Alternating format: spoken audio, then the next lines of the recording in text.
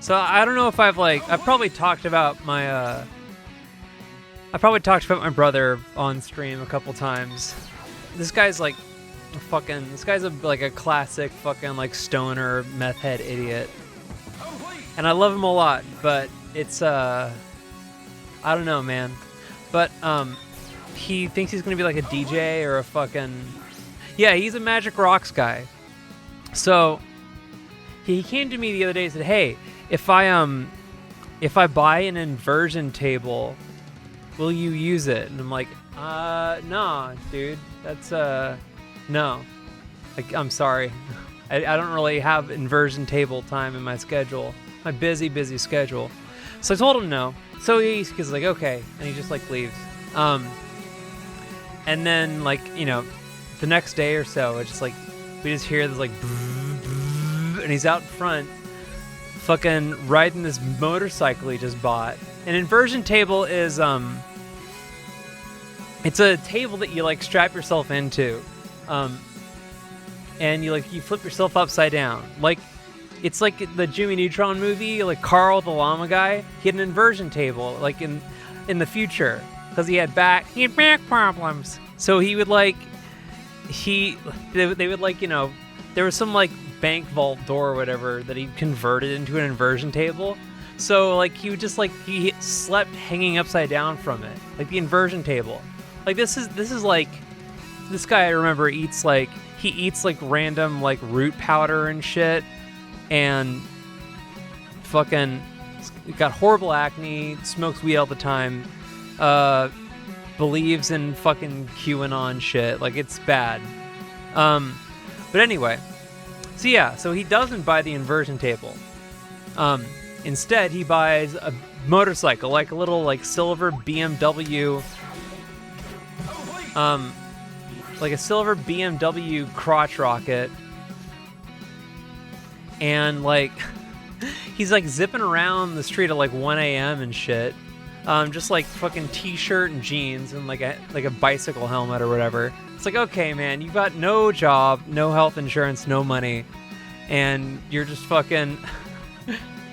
He thinks he's gonna be a fucking DJ, and he's spending his time and his money on this fucking motorcycle, and he went like splitsies with it, he went splitsies with his like meth head homeless friend, which like, who also doesn't have a job or anything like that. They've gone in on a bunch of like studio equipment together, so they're like, oh, we're gonna fucking open up a studio, which like I'm just curious what kind of like, you know, mob connect they tapped into to get that money.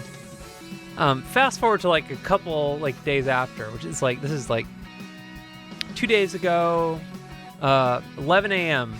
I get a call from him saying, hey, can you do me a huge favor and come pick me up?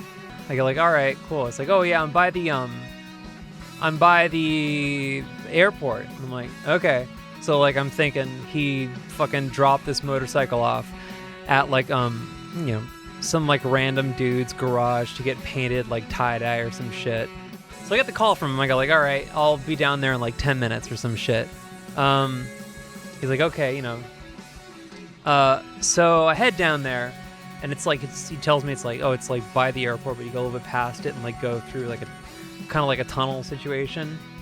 So I'm driving, and I make a right, go through a tunnel, and first thing I see is like a tow truck, and then I see like a cop van, and I'm like, ooh, man, that's a bad, what happened there? And then I see, you know, there's a little like low divider between like the left and right lanes or whatever, and I see like a nice little like black skid mark like going up from the street onto the divider. I'm like, oh, okay. And then I see some like scraggly blonde kid standing on the divider, and I'm like, god damn it. So this dude fucking has had this bike for like 3 days, and he's already fucking bitten it on it. The bike's just like fucking on its side, like it's the fucking like kickstand is all fucking like scraped up. It's like it's a different size now. It's how badly it's scraped. It doesn't roll, and like the guy's got it up on the tow truck and he's talking to him, and this kid is fucking.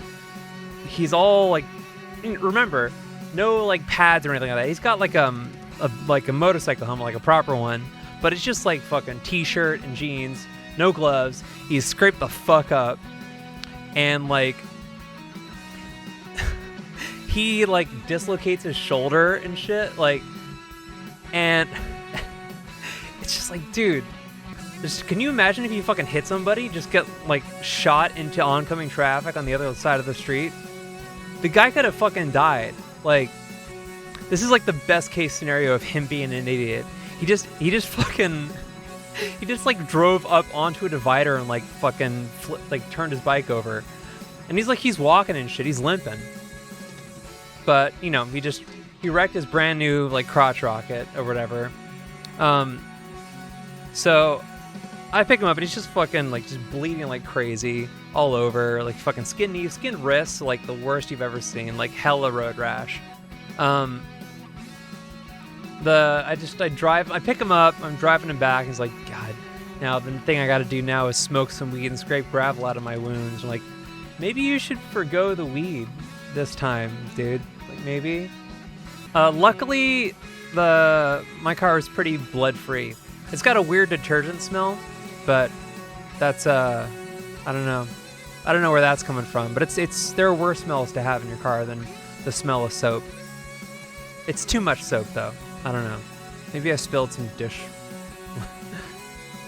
Yeah, well, don't worry. There's no rotting blood in my car. But yeah, I'm like driving this guy home, and he's just like, he doesn't have his car because he loaned it to his homeless buddy to take to work or whatever. So like,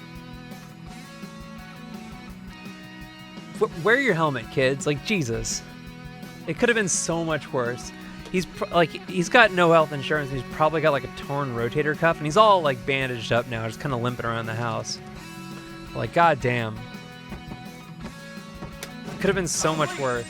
I could have told him that, you know, I could have told him I would have used the inversion table. Like, I'm thinking now, like, I might have been able to like save him, you know?